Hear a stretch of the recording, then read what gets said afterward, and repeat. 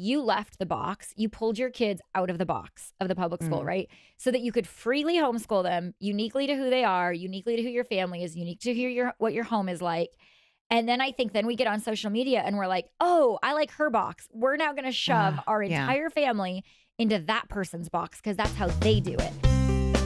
Hey everyone, this is Yvette Hampton. Welcome back to the Schoolhouse Rocked podcast. I'm back with Aby Rinella, and we're going to bring some good encouragement. Yay! I mean, if you listen to Monday and Wednesday, it was encouraging, but we're kind of talking about I don't know if the downfall, dangers. Yeah, that's a good word. The dangers of social media and influencers and how that can affect us emotionally, how that can affect us even spiritually. I mean, it really can affect us in so many ways. Yeah. And so today we're gonna point more towards hope. Yeah. What can we do? So I hope you've not been discouraged. I mean, I think it just is the reality of the you know, the world of social media. I hope you're encouraged when we talked about all those negative things that you're not like, oh, I thought it was just me, that when I get off social media, I feel down. Like, it isn't just you, it's all of us. Or, being able to see all the news all the time stresses me out. Right. I used to think, why does it stress me out? Everybody else can look at it. And then I realized, oh, wait, it's stressing everybody out, you know? And so the encouragement is, it's not just you that's struggling with this. Right. We're all struggling with this. We're all navigating this. We're all trying to figure out how to know that this is a culture that we live amongst, but not be so embedded in the culture that it starts to damage us. Well, and you mentioned before, we can't teach what we don't know. Right. And so we need to figure out how to, get a hold of this in our own lives so that we can pass that on to our kids. Yes. So we're going to talk about that. But before we do, I want to say thank you again to our sponsor, CTC Math.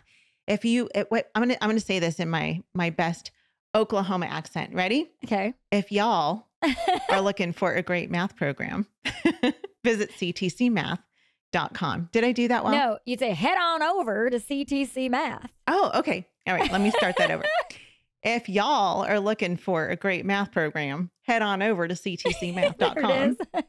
Was that good? Yeah, totally good. I'm getting my Oklahoma on. You got it. I'm an Okie now. Oh. Actually, we call ourselves Oklahomies because we're from California. And Oklahomies. Now Oklahoma people are called Okies. I mean, that's so you guys are Oklahomies. So we're Oklahomies. That's funny. I know. I'm trying to own it, right? I'm trying to get rid of my Southern California, I think the Oklahomians would appreciate that. Wait, what are they? Oklahomians? Oklahomians. Yeah, let's go with that. All the people who have moved from California to Oklahoma, we're now Oklahomies. That's official. I just made it official. I love it. So if you're an Oklahomian and you need a good math program, go to ctcmath.com.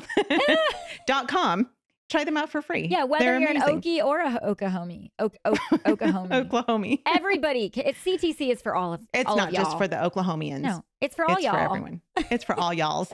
You have to put the S at the end. All y'alls. All y'all. You're going to do it right. Oh, all my y'alls. goodness. Anyway. Oh, okay. So, Aby, let's talk about homeschool moms because we're talking to homeschool moms. Yes. And the effect that this can have on homeschool moms. We are going to tie this up, like I said, with a pretty bow. Mm-hmm. And really bring you some hope with all of this. But I want to, for just a few minutes, I want to focus on how this affects us as homeschool moms specifically, because this really does play into our day-to-day role as teacher, mom, doctor, chauffeur, all the things. Right. Well, I think, we talked about it, the pressure of I think here's what I want to remind homeschool moms. You left the box. You pulled your kids out of the box of the public school, right? So that you could freely homeschool them uniquely to who they are, uniquely to who your family is, unique to who what your home is like. And then I think then we get on social media and we're like, oh, I like her box. We're now going to shove our entire family into that person's box because that's how they do it. And I find myself, in that same position. I'm like, oh, I love that. And it doesn't mean we can't gain things, but just make sure that you aren't leaving one box to shove your kids into another box, this social media homeschool box. I think also one thing it does, because we're home all day, we have, we have the opportunity to be on social media all day. And I think it really is a distraction. I find myself, this is what I was finding myself doing during a math lesson. And that's like, oh my word, it's so painful sometimes when they're just working on that one problem. And I'm like, I'm going to be sitting here for like 10 minutes while they're doing that one math problem. And so then what I would do is I'd grab my phone. It was so easy. It was right there. And then I would start scrolling and looking at everything else, that all the pretty things out there, right? And then my kid would be like, Mom, I need help with this. And I'm like, okay, yeah, hold on. And I was so fragmented and I was doing so many different things and I was so distracted that everything actually ended up taking longer because my focus wasn't where my focus needed to be. Right. And when I did the simple step of during school hours or during whatever hours, my phone is off because it's a temptation. Or what you did is I just took social media off my phone. And then it was unbelievable how much more present I was. And I didn't think I wasn't being present. I mean, I was still sitting right there with them, you know? Yeah. But for some reason, guess what? I had left my home culture and I had entered into this other dimension of reality, this other culture, this vortex with all these other people that I'm now communicating with or watching. And my mind and my heart were so fragmented that I wasn't present, even though I was present. And I think as homeschool moms, that's where we really struggle. And so, you know, some practical things. One, I fasted from social media and you pick your chunk of time. And you know what I found fascinating is when I came back to it, I was so bored. I was like, this is so boring. Like, I used to get so drawn in and I'd watch all the reels of this person. And then I'd want to look up all the things they were telling me to look up. And when I fasted from it and I came back to it, I'm like, this is so boring and tedious. And I couldn't spend more than 30 seconds on it. But then guess what?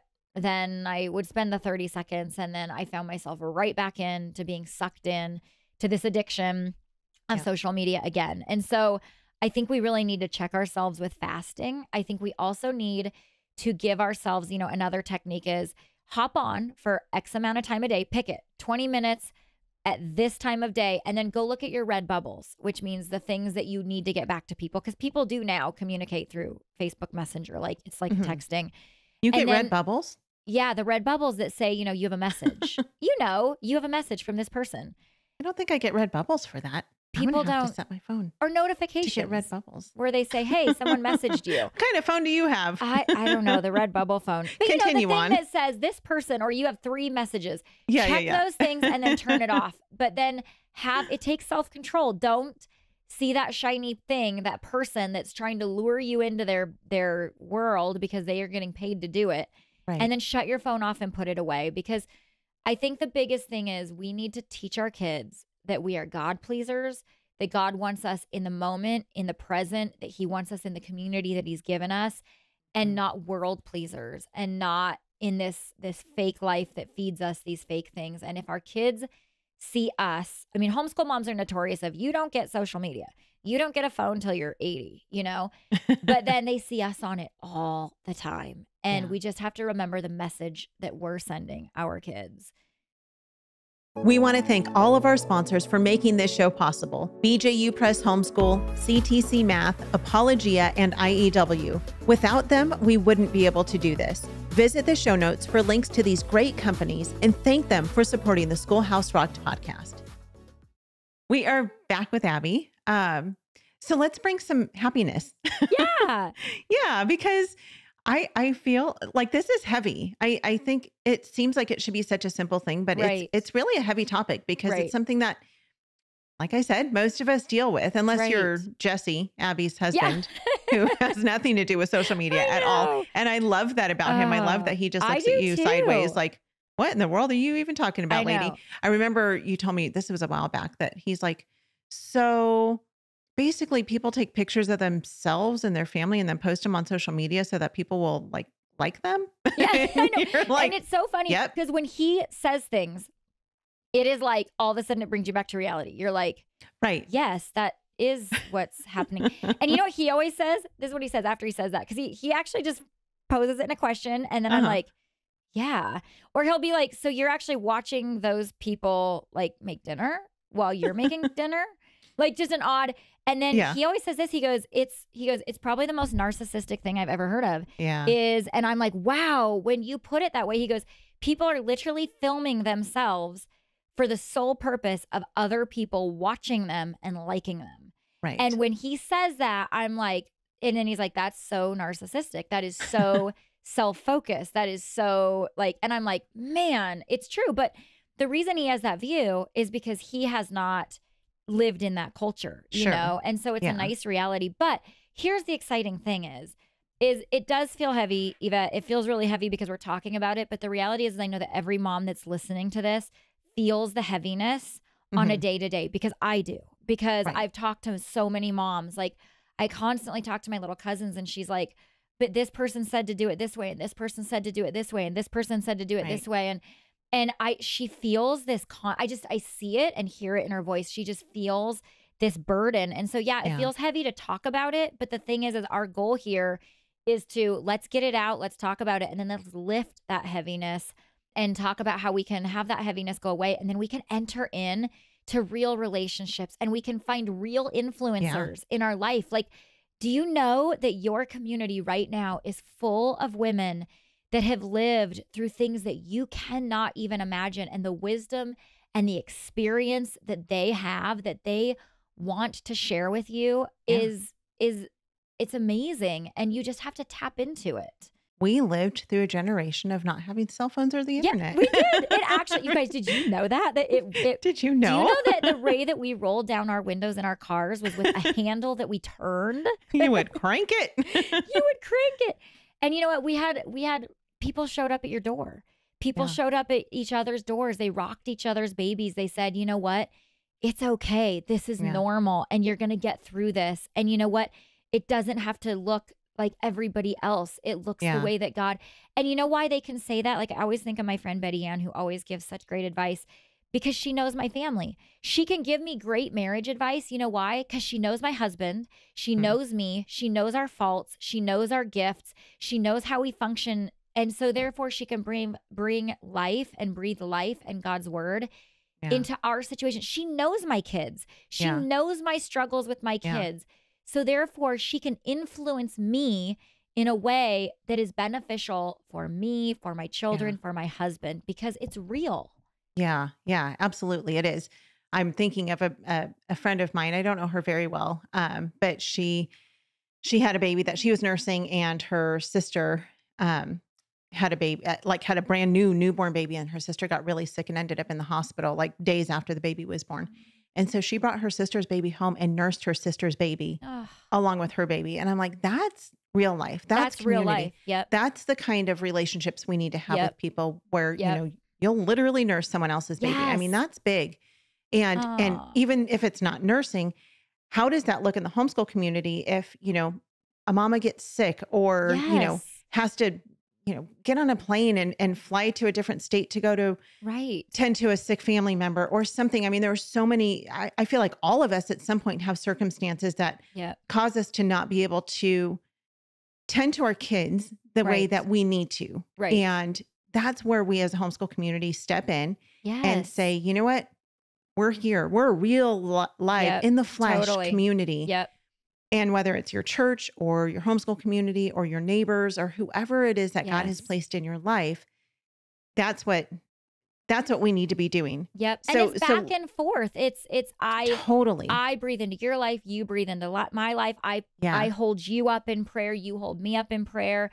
It's relationship. And here's the thing. We're not making this up. God's word tells us in Titus 2 that it is the older that teach the younger, and they teach by coming alongside. And where do we find this? So many of you are like, I'm in the four walls of my house. I think also, here's something. Social media is extra tempting to homeschool moms because we spend a lot of time alone in our homes with our kids.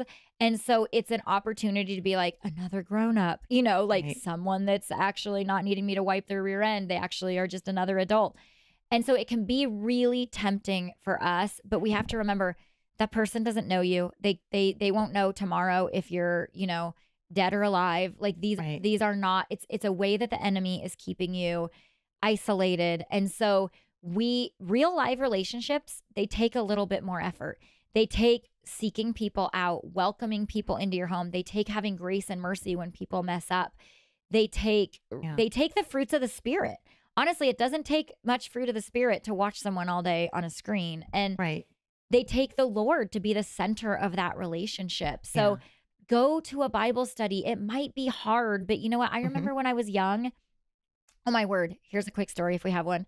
I was in a room with a Bible study, And I had just had my middle child, like within weeks. And he was in the little car seat, you know, and you know how when they fuss, then you put that bar through your arm and you kind of swing them in their car seat. You know, that is everybody picking up on that? Yep. So you're kind of rocking them in the car seat, right? Well, I had forgotten that I had unbuckled him because we had gotten to Bible study. So I gave him a good swing because he loved to be swung in that thing. And he launched out of that thing on into the middle. We were sitting in a circle, right? And he launched into the middle of the circle. Oh no. And I had all the hormones because I just had a baby. And I was mortified, Eva. I started crying. It was like the worst moment. And all these women, and my pastor's wife immediately scooped him up and took me, you know, out of the circle while I cried. And immediately I heard all of those women, every woman in that circle started sharing. I remember when my kid fell out of their high chair at a restaurant, and they all started sharing these most beautiful, real life mom moments. Yeah. And it wasn't one woman telling me how to, you know, this is real. It was this group of women, and they wiped my tears, and they didn't embrace my shortcoming, but they shared, like, baby's going to be okay. You're going to be okay. We've all been there. And it was real. It was these real women who then they knew me and they knew my heart, and I knew them and I knew their heart. And those were my influencers, and that was my community. And when the whole world falls apart and the internet shuts down and who knows what's going to happen, they're going to be there.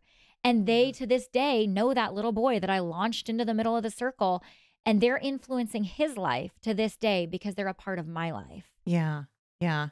So this is the challenge. This will be the real influencer challenge. Okay, here we go. The original Schoolhouse real rocked influencer challenge. Real influence. Because this is what a lot of influencers do, right? They have challenges. They have the challenges. They have challenges. So I don't think we've ever done a challenge on the podcast, right? All right, let's do it. What's the challenge? But the challenge is to find and be real influencers. Yes. So we have to be intentional about it. And it's hard. It's hard. Really hard, especially if you are an introvert or if you're in a new area where you don't know a lot of people. You know, some people, I mean, before we left California, it was so easy because I had grown up in the town that we lived in, and we had, you know, we were so established in our church and in our homeschool community, and like we had people, you know, I didn't have to go looking for them. They just were there, and life was great. Right. And then we left, and all of a sudden I didn't have anybody close by. You know, I didn't have people to call up and say, hey, let's go get a cup of coffee, or let's, you know, go for a walk or meet up at the park. Like I didn't have those people. And I still, I mean, 2.5 years later, since we moved to Oklahoma, I'm still establishing those relationships with people. And it's really, really hard. Well, and I think it's harder now than it's ever been because everybody already has their online friends, their online communities. So they don't need the new girl next door because they've got that, you know? Yes, but I think if people are really honest with themselves, they'll realize that it's not real. It's not real. And I want to pause here for a second and say too, and we addressed this, I think, in the first episode, maybe the second one. It's not always bad to follow these influencers because a lot of them, truly, God has given them a platform to be able to encourage people. Correct. 100%. And so take the encouragement, but without comparing yourself to them. Take the good of what they're sharing, but don't look at them and put them up on a pedestal and think, I'm not as good as them. My family's not as good as theirs. I'm not as pretty, blah, blah, blah, blah, blah. Think of it as a book. When you read a book, you take out points to put in your life. So think of it that way. You're only seeing a snippet of their life.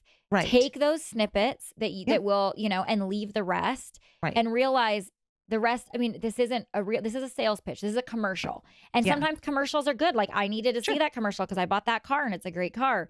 But just remember, it's not all real. Right. Yeah. So take the encouragement. Let's go to the challenge. Oh, so the challenge is to be an influencer and find influencers so because we all need them. I'm going to take that further and give you some practical tips. Yeah, do it. When you're out and about and people are all on their phone, strike up a conversation. Maybe take a batch of cookies to your neighbor lady that you've never actually talked to and find out about her history and her past and like make the intentional efforts. Also, pick up the phone and call your girlfriend rather than social media message her or like her picture or send her a text. Pick up the phone and call her and say, how you doing? or isn't want it to go kind of for a shocking walk. sometimes when people call and you're like, whoa, do you is know this that really people you? can't handle phone calls anymore? And you know what? I keep reading. It's an annoyance. Like, why would you call me? Why don't you just text me?